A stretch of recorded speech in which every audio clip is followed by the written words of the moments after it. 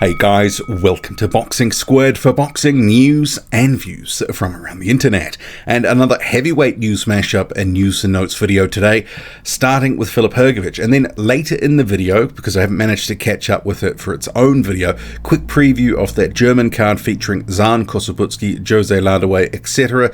That's at the back end. So starting, Filip Hrgovic announced to face Scott Alexander December the 4th, and this will be on the Haney-Diaz undercard.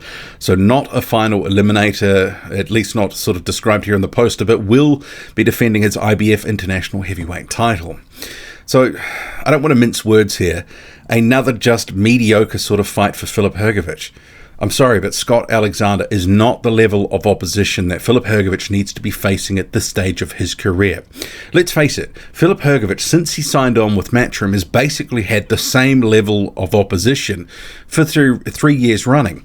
So let's get to his record here, currently 13-0, but let's face it, the last 6 or 7 fights, basically the same fighter. Greg Corbin, Mario Heredia, Eric Molina, a wash version of Molina, Alexandra Cartozzi, who was the world's 646 at the time, Rydell Booker, Marko Radonic. So Radonic, Booker, Molina, Heredia, Corbin, now Scott Alexander. It's basically the same fighter. Where is the actual improvements in opposition? They need to do better. And before that, no one wants to fight a brigade comes out and says, it's not his promoter's fault. Matchroom and Wasserman, which is formerly Sauerland, 2 of the biggest promoters in the world. Matchroom claim to be the biggest and the best. Do better. This is another disappointing fight. Where is the proper rounds and experience at a certain level that Filip Hrgovic needs to prepare himself? Do better. It's garbage. Moving on, someone who actually did duck Filip Hrgovic was Michael Hunter. So Mike Coppinger reporting that the New York State Athletic Commission refused to approve the gross mismatch between Michael Hunter and Mark de Mori per sources. Fight won't take place on December 2nd. And you may recall, and we sort of knew that this was a potential opponent for Michael Hunter when de Mori suddenly worked his way into the WBA rankings out of nowhere a number of months ago. It was either going to be Hunter, Dubois, or potentially Trevor Bryan. So obviously it was being lined up for Hunter. So I would expect de Mori to be dropped out of the rankings now because clearly this fight's not going to happen. And it was a garbage fight. But Hunter, he's not happy about it. So responding on social media, firing up, saying they're okay with me getting stripped during a pandemic and okay with me not getting a rematch against the draw I had for a final eliminator. And if we just duck down to some of the comments here, a couple here saying, you're better than that, Michael. Stop it, man. It was a terrible cherry pick. So anyway, the fight's not happening, and I'm glad because it was a garbage fight. It was a cherry pick, and Michael Hunter needs to stop it. He might have actually sort of ducked Hergovich to take a nice sort of easier deal at Triller, which was going to pay him more overall than the Hergovich fight, which was going to be $363,000. But come on. You expect to get into final eliminators and fight for world titles based on beating Mark de Mori? Michael Hunter needs a reality check. Have an uppercut for yourself there, because trying to defend that, garbage. What is with these guys just trying to take ridiculous fights just constantly? Or promoters feeding guys ridiculous fights? They need to, it's not just the promoters, the fighters here. Michael Hunter trying to defend this. Ridiculous. Moving on though, so Michael Hunter in recent days, obviously because his fight had fallen through, he's now asking Martin Bakole, and he has actually, to be fair to him, asked for this for a number of times, a rematch on the undercard. He wants to get onto the Lunga, Makabu and Canelo undercard. Makabu is the brother of Martin Bakole. Obviously, that'll be something that I'm sure Hunter would be interested in, because no options at the moment. Moving on, so that Triller card, which is December the 2nd, it's been confirmed to be headlined by Cassius Chaney and George Arias, 2 unbeaten fighters, actually it's a good fight because both these guys are stepping up. For both guys, there's a lot on the line here. So this is a card that will be on Triller, promoted by Lou DiBella. So he says, well, the DiBella Entertainment Instagram page says, presenting a night of heavyweights at the Manhattan Center featuring George Arias versus Cassius Chaney, Trey Lippe Morrison versus Mike Balogun. Tickets on sale, yada, yada, yada. In terms of the Trey Lippe Morrison versus Mike Balogun fight as well, could be well matched because we've seen Trey Lippe Morrison struggling in some recent fights, even against a guy like Don Hainsworth. Hainsworth started to fancy it, and he was in that fight rocking Morrison a couple of times. Ultimately, Morrison got the win, but I like this headliner. I know for some people they wouldn't have seen Chaney or especially Arias fight too much, but you know, these guys are at a certain level, and this is kind of the stepping stone both need to get to that next level. And a couple of other fights on the card as well. You have to go to BoxRec to sort of see the full one. Female heavyweight fight, we're not going to worry about that. But Andrey Fedesov. So after his win over Magomedrasov Majidov, and you might remember he dropped him heavily and Majidov snapped his ankle in that, he's having a fight against Junior Anthony Wright. So don't know too much about him. This sort of shapes as, I think, more of a tune-up for Fedesov. Jerry Forrest as well. Last seen against Zhang Jilei, you know, clawing back in that fight after being dropped in 3 of the opening rounds. He'll be facing Joe Jones.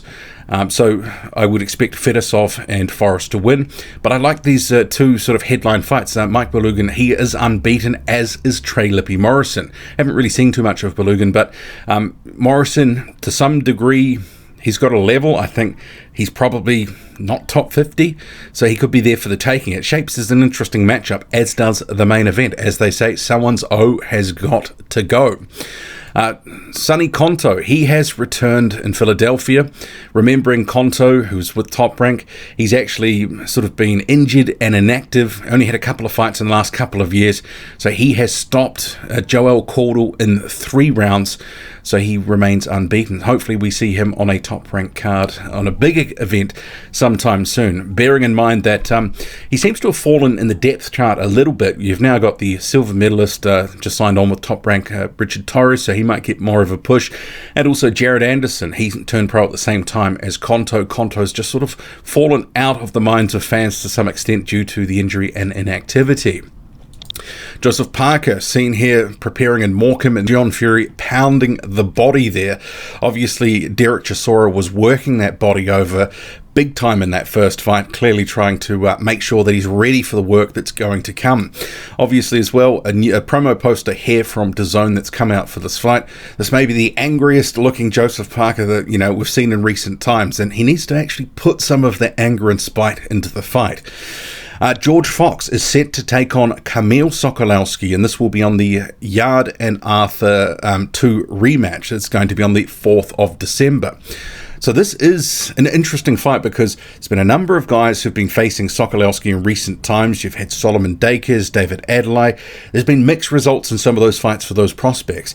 Fox has been largely inactive in the last couple of years, recently signed on with Frank Warren. So we kind of really don't know where he's at, how good he is, but this will give us a bit of a barometer. So I like this fight. It's kind of that sort of, you know, we'll see where you're at, you'll sink or swim. And actually, Kamil Sokolowski is in the training camp of Joseph Parker in Morecambe, and you can see here pictured with Tyson Fury. Moving on, Mihai Nistor has put a statement on social media regarding his most recent opponent, Colby Madison. You may recall in that fight, Nistor was wide open and clipped a couple of times, hurt, dropped, etc., ultimately going on to win the fight, and pretty controversial. But in his statement on social media, which I've had to translate, it's from Romanian, he says, "The match of the summer against Colby Madison was one of the most difficult matches I've ever had in my career. Yes, even over time, I met opponents like Anthony Joshua, Clement Rousseau, Eric Pfeiffer. It was 3 times more difficult for me, and I will tell you why. For the first time in my boxing career, I was knocked down twice in the same match. Also, for the first time, people at home Madison were scared, believing that Madison will be the one to steal my third victory at the pros. This match was also the first of the professionals in which I met an unfair athlete. I knew from the day that I saw him on the day of the match that he used banned substances to gain an advantage in the fight against me. I had suspicions when I saw him and when I fought, but also after the match when he refused to take an anti-doping test, invoking all sorts of excuses. Well, it seems I was right, because at the moment it is suspended until next year. In front of you, you can't realize this, but in the ring you understand your skin how quickly the match for which you have been preparing for months can end. I know there will be experts who will challenge what I say here, but how many of them wiped blood from their faces, got up from the floor, and despite all the obstacles proved that you need courage, ambition, confidence, conviction that you are the one who can take one step further when you think you can't. I leave this post as a reminder for both me and those who support me. The right path will always be harder, but the reward for going through it will be 10 times greater. Hashtag Team Nistor, etc. So, big claims from Mihai Nistor. So he is saying that his opponent there, Colby Madison, for that fight was dirty, and he believes he is now on a suspension as a result of that fight. So I haven't seen anything else regarding this except Nistor's claims, but must be said, Nistor was wide open and he was open to being clipped, and he was down. So I don't know if Madison was clean or not, but at some point, in Nistor's career, if his defense is as leaky as it was in this fight, he's going to get starched. So hopefully this serves as a wake-up call, because he came forward, led with his face, and ultimately found the canvas. Danny Whitaker has apologised to Nick Campbell, who was to be his opponent on a boxer card on Sky. So he's had to pull out, saying, "I'm absolutely devastated to announce that my fight this Saturday is off. For reasons beyond my control, the board had a little issue with my medical, which didn't get cleared in time to be signed off for Saturday. As you can imagine, I'm absolutely gutted. Just want to apologise to Nick Campbell and Boxer. Hopefully we can get it on once this issue has been cleared up, and I wish you all the best for Saturday night. In the meantime, it's back to the gym and hope things get cleared up soon so I can get back between those ropes." And actually, they've got a late notice replacement for Danny Whitaker. They've drafted in Phil Williams, who's got a record of 33. And just sort of scrolling down, I mean, he's got like 4 fights lined up here still to come. Hasn't had a win for about 3 years now.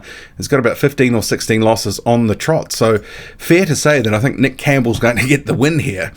And rounding out this video, actually, I'll just get to, so Elbon Pervazaj, he's going to be fighting in Germany. So the weigh-in here, he's facing Pavel Sauer. So Pervazaj, not really known to fans more broadly, but out of Germany. He's formerly been a sparring partner of Anthony Joshua. That was a couple of years ago. This fight between him and Sauer's fought the likes of Hughie Fury, Jermaine Franklin in recent times. Nathan Gorman stopped him in a couple as well. This fight is going to be on, as Pervazaj says here, fight24.tv. So you can sort of find a link through to their stuff through his Instagram page. But a card in Germany by Universum TV, which is going to, or Universum I should say, which is going to be on its YouTube channel for heavyweight fights. And Zhan Kossobutskiy here. So this is certainly the most interesting fight of the night. So he's going to be facing Alexis Garcia. So Garcia, a year or so ago, fought Amron Sands, who's a fighter of Ludabella, and he got the upset. So he's unbeaten at this point, as is obviously Zhan Kossobutskiy. Kossobutskiy is one of those sort of under-the-radar prospects for most fans in general. Don't know too much about him. Campaigning in Europe, mostly in obscurity. Southpaw, but a lot of talent. But he is, 32 years old now, so he's a guy, obviously I've been following for a while, and I think he's a guy who can go somewhere in the heavyweight division, just needs the right push, the right fights. He's kind of like a bit of a Filip Hrgovic. He's got to a point where he needs that step up, but he keeps getting similar sorts of level of opposition. But certainly this shapes as an interesting fight to some extent. I honestly don't really know how good Alexis Garcia is, but he did score that upset against Amron Sands, what was it, a year or so ago. Also on the card, you have Jose Larduet. So this Universum stable has got a number of different fighters in it, including Larduet, also Senad Gashi.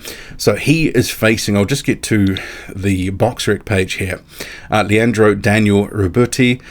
So he's 8-4. Jose Larduet 6-0. Also on the card, as I mentioned, Senad Gashi. He's facing Jairo Joaquin Diaz, a 6-7 journeyman, and Murad Aliev. He is also on the card. He's having his first pro fight.